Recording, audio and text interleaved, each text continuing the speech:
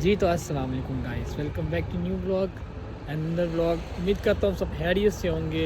तो अगर आप चैनल पर नए हैं तो चैनल को सब्सक्राइब कर लें, बेल आइकन को लाजिमी दबाएं और कमेंट सेक्शन में अपना ब्यूटीफुल कमेंट लाजमी छोड़ा करें या ब्लॉग पूरा देखा करें, ब्लॉग एंड तक देखा करें। बहुत इन्फॉर्मेशन ब्लॉग होता है यार, इतनी मेहनत करता हूँ आपके लिए, आप लोग ब्लॉग को पूरा बिल्कुल नहीं देखते। ब्लॉग पूरा देखा करें।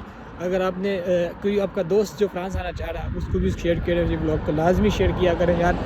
ऐसे ना किया करें देख के इग्नोर नहीं करते, ब्लॉग पूरा देखते हैं, ठीक है। तो आज का जो टॉपिक है फ्रांस में जो इंटरनेशनल स्टूडेंट की यूनिवर्सिटीज़ हैं उस पर हम बात करेंगे।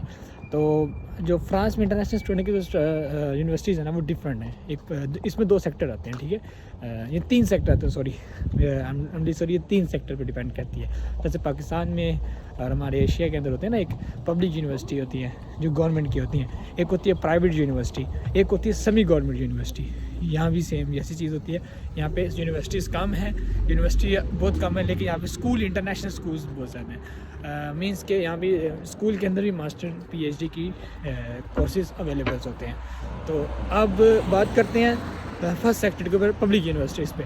जो पब्लिक यूनिवर्सिटीज़ है ना आपकी, उनके अंदर जो आता है ना वो आता है ऑलमोस्ट समझ लें कि जिनकी जो फ़ी बहुत लो होती है और उनके वीज़ा रेशो तब से सबसे हाई होता है पब्लिक यूनिवर्सिटीज़ का। लेकिन हाँ, उसमें एडमिशन मिलना आपकी लक पे डिपेंड करता है कि आपकी लक पे। ये नहीं समझना आपको अगर कंसल्टेंट बोले या आपको कोई कंसल्टेंट आपको ये बोलता है कि भाई आपका मेरिट नहीं है, आपकी इतनी मार्क्स नहीं है, आपको नहीं मिल सकता एडमिशन। नहीं भाई, मार्क्स पे बिल्कुल नहीं डिपेंड करता। मैंने वहाँ पब्लिक यूनिवर्सिटी के अंदर 500 नंबर ले गए बच्चे जो पब्लिक में एडमिशन लेके पढ़ रहे, मैंने वो भी देखे हैं, ठीक है।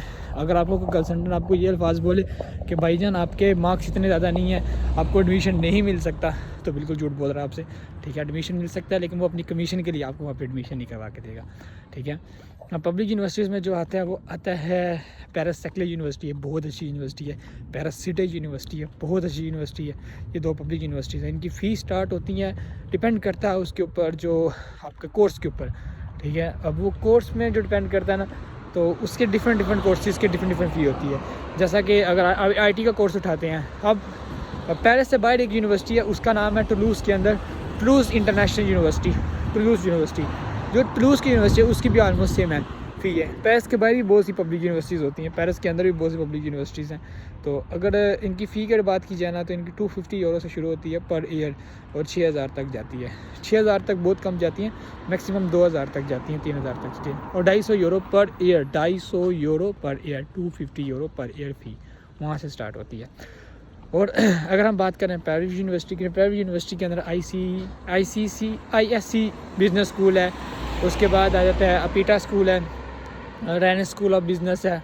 बहुत से ऐसे इंटरनेशनल स्कूल्स हैं जिनकी फ़ी जो प्राइवेट स्कूल्स हैं, और उनकी फ़ी जो फ़ी स्ट्रक्चर जो है ना वो बहुत हाई है। 10,000 यूरो से शुरू होता है पर ईयर, 10 से 15, 20, 25,000 यूरो पर ईयर तक जाता है। भी डिपेंड करता है आपके कोर्स के ऊपर, आप कोर्स कौन सा ले रहे हो, ठीक है। अब उसके बाद की बात करी जाए तो हम सेमी गवर्नमेंट की बात करते हैं। तो ना तो वो कोई गवर्नमेंट होती है ना वो प्राइवेट होती हैं, मिक्स जो मतलब वो सिस्टम होता है जिनको गवर्नमेंट भी सपोर्ट करें। यहाँ पे हाँ, यहाँ पे जितने एजुकेशन सिस्टम्स हैं ना, जितने यहाँ पे इंस्टीट्यूट हैं, उन सबको ना गवर्नमेंट सपोर्ट करती है, ठीक है। मतलब कि मैं यहाँ पे एक इंटरनेशनल स्कूल खोल लेता हूँ, लेकिन मैं अकेला उस स्कूल को नहीं चला सकता, बीच में गवर्नमेंट लाजमी इन्वॉल्व होगी।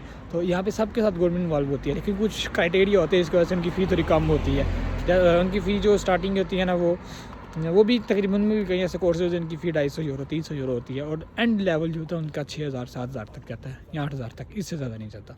तो वो होते हैं सेमी गवर्नमेंट यूनिवर्सिटी या स्कूल्स होते हैं। तो उम्मीद है आपको अच्छी तरह समझ आ गई होगी। अब एडमिशन प्रोसेस आपको पता है, सितंबर इनटेक 2026 ओपन है, 2025 ओपन है सितंबर इनटेक। तो पब्लिक यूनिवर्सिटीज़ के एडमिशन ओपन है, तो ये मार्च अप्रैल तक ओपन रहते हैं। उसके बाद इनका प्रोसेस स्टार्ट हो जाता है सिलेक्शन का। को बंदे अंदर कौन से सेलेक्ट करने होते हैं, फिर जो सेलेक्ट होते हैं उनको ईमेल आ जाती है, और जो नहीं सेलेक्ट होते हैं उनको ईमेल भी नहीं आती, कुछ भी नहीं आता। तो वो समझ लें कि उनको सिलेक्शन नहीं मिली। ये नहीं रहना कि भाई सिलेक्शन नहीं होती मेरे को ईमेल भी आ जाएगी। ईमेल नहीं करते, समटाइम ये ईमेल नहीं करते, मोस्ट ऑफ द टाइम नहीं करते ईमेल। जो सेलेक्ट होते हैं उनको सिर्फ ईमेल करते हैं और उनको उनका एक्सेप्टेंस लेटर देते हैं, फिर वो अपना एम्बेसी की तरफ का वीज़ा प्रोसेसिंग स्टार्ट करते हैं। तो मौसम यार आज बहुत मज़े की धूप निकली पड़ी हुई है। पिछले ब्लॉग में आपको दिखाया था मैंने ये फ्लावर्स अपने। अभी यहाँ पे भी मौसम चेंज हो रहा है, ऑलमोस्ट गर्मी लगती है यार। अब कभी कभी बीच में गर्मी, सुबह के टाइम तो ठंड होती है तो, लेकिन शाम के टाइम यहाँ पे गर्मी, मतलब शाम के टाइम नहीं लेकिन दोपहर के टाइम यहाँ पे ना गर्मी हो जाती है, लेकिन सुबह के टाइम यहाँ पे ना ठंड होती है। अभी जो सामने आपको पौधे नज़र आ रहे हैं ये ग्रीन हो जाएंगे। ये डस्टबिन का मैंने गार्बेज के लिए बनाया हुआ। तो इधर साइड मेरा घर है। ये सारा जो जितने आपको घर नज़र आ रहे हैं ना, इन सब में अरबिक लोग रहते हैं। इनमें भी अरबिक रहते हैं, इधर भी अरबिक रहते हैं। और यार इनके कुत्ते इतने मुश्किल क्या बताऊँ, कुत्ते डरा देते हैं। मैं इधर दरवाजे के पास से गुजरूँगा कुत्ता बढ़ जाएगा मुझे। मैं तो कहता हूँ यार मेरी टांग पे काट ले कहीं पे मेरे को कुछ मिले, क्योंकि यहाँ पे अगर आपका कोई जानवर है या आप कोई आपने अपने लिए एक शौक़ के तौर पे कोई चीज़ रखी है घर पे, लेकिन वो अगर किसी को नुकसान पहुँचा देती है तो फिर वो आप उसके ज़िम्मेदार होते हो। जब तक वो अगला इंसान ठीक नहीं होता तो आपको उसका अखराजात सारा उठाना पड़ जाता है। मीन्स कि अगर मैंने कोई कुत्ता रखा है, कुत्ता अगले इंसान को काट लेता है तो वो तकरीबन 3 महीने के लिए घर पड़ गया है। डॉक्टर ने उसको 3 महीने का बेड रेस्ट लिख दी है। तो समझो कि 3 महीने मैंने उसको खिलाना भी है, उसका घर भी रहने देना, उसका सब कुछ करना है। और अगर वो फैमिली के साथ है, उसका जो इनकम है 3000 यूरो है, वो भी मुझे पे करना पड़ेगा। तो भाईजान लॉ यहाँ के बहुत सख्त हैं। तो ये बहरहाल अभी मैं अपने घर के करीब आ चुका हूँ। तो मेरा घर भी यार क्या बताऊँ आपको, रमज़ान यार ना पूछो, घर बहुत मिस करता हूँ रमज़ान में, सच्ची बात है। वो एक रमज़ान की खुशियाँ होती हैं यार, वो बात नहीं है। रमज़ान की खुशियाँ सबको होती हैं कि रमज़ान आ रहा है, एक खुशी का माहौल है, लेकिन यार घर वालों के बगैर तो वो खुशी नहीं आती। जैसे कि अब आप लोग पाकिस्तान में हो, आपको एक अलग सी फीलिंग आ रही होगी रमज़ान में। अफ्तारी के टाइम तो आपको पता है मोस्ट ऑफ द टाइम बहुत अजीब सी फीलिंग आती है, एक अच्छा सा एनवायरनमेंट बनता है, बंदे को खुशी होती है। अच्छा खुशी पता नहीं किस चीज़ को, लेकिन बहुत सी होती है। फिर अफ्तारी के बाद जो मतलब कि अगले दिन अगले रोज़े के लिए जो तैयारी की खुशी होती है वो भी एक अलग ही होती है। लेकिन यहाँ पे वो चीज़ नहीं है। यहाँ पर आपके सामने ही है सब कुछ। नहीं तो अफ्तारी में वहाँ पे ले रोडों के ऊपर वो पकौड़े लगा रहा है, वो समोसे निकाल रहा है, वो जलेबियाँ निकाल रहा है, दही की दुकान पर रश लगा हुआ है। एक ये चीज़ें मैं पहले पाकिस्तान में जब मैं था ना, तो मैं इन चीज़ों को कहता था यार कितना गंदा एनवायरनमेंट है, ऐसे नहीं होना चाहिए, ऐसा नहीं होना चाहिए। लेकिन आज मैं कहता हूँ यार वो बहुत अच्छा एनवायरनमेंट था, इधर वो चीज़ें नहीं मिलती। मैं बहुत मिस करता हूँ यार, बहुत मिस करता हूँ इन चीज़ों को। खैर इंशाल्लाह बड़ी ईद पे, बकरा ईद पे जिसका हम बोलते हैं ईद उल ज़ुहा पे, मैं पाकिस्तान चक्कर लगाऊंगा। तो मेरा एक मूड है कि मैं पाकिस्तान आके ऑफिस भी बनाऊँ अपना कंसल्टेंसी का। तो इस काम को भी मैं प्रमोट करूँगा। जो मेरा मकसद कंसल्टेंसी में पैसे खाना नहीं है। मेरा मकसद जो एजेंट माफिया है, जो बच्चों को यहाँ पे ख्वार कर देती हैं, बहुत ख्वार करते हैं यार। मैंने देखे हैं बहुत स्टूडेंट यहाँ पे ख्वार होता है, जो एजेंटों के हाथ चढ़ जाते हैं और एजेंट जो करते हैं उस तरह करवा के इधर आ जाते हैं। ऐसा ना किया करो भाई। आप लोग अगर किसी मुल्क किसी कंट्री का प्रोसेस करवा रहे हो ना, तो भाई कम से कम थोड़ी सी उस पर सर्चिंग करो, थोड़ी सी सर्चिंग करो भाई उधर क्या है। यानी एजेंटों ने यहाँ पे जितना स्टूडेंट भेजा ना, विद मी यार, मुझे भी ये इन्फॉर्मेशन वहाँ पे मिली थी। तो जनाब जितना स्टूडेंट यहाँ पे ना, सबको एक गोली दी गई है कि 90% लोग यहाँ पे इंग्लिश बोलते हैं, 0.1% लोग यहाँ पे फ्रेंच बोलते हैं।